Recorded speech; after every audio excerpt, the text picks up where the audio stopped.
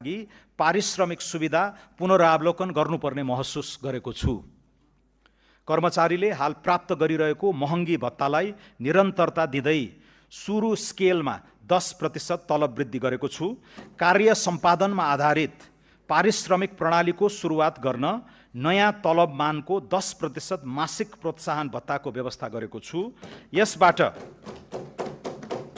यसबाट हाल खाइपाई आएको पारिश्रमिकमा करिब 21% खुद वृद्धि भई ग्रेड सहित न्यूनतम पारिश्रमिक करिब रु 40,000 देखि रु 1 लाख माथि कायम हुनेछ।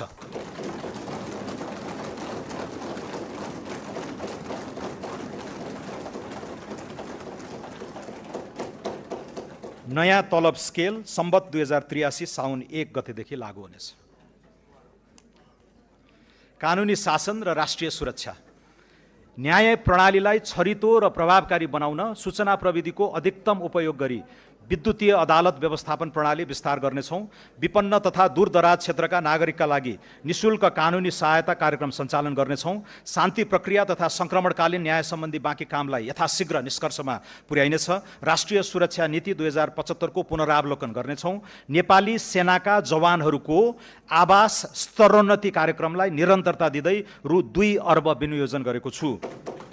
ऐतिहासिक गढी र किल्ला संरक्षण गरी पर्यटनसँग आबद्ध गर्नेछौँ। नेपाल प्रहरीको अनुसन्धान र अभियोजन प्रक्रियालाई प्रभावकारी बनाउन प्रविधिको प्रयोगमा जोड दिनेछौँ।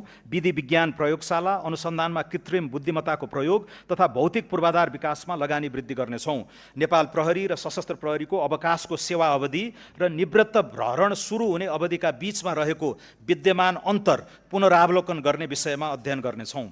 सशस्त्र प्रहरी बल नेपाललाई अन्तर्राष्ट्रिय सीमा सुरक्षाको डेडिकेटेड व्यावसायिक फोर्सको रूपमा विकास गर्नेछौँ। कारागारको सुदृढीकरण, क्षमता विस्तार तथा खुला कारागारको अवधारणा कार्यान्वयन गरी सुधार गृहका रूपमा रूपान्तरण गर्दै लगिनेछ।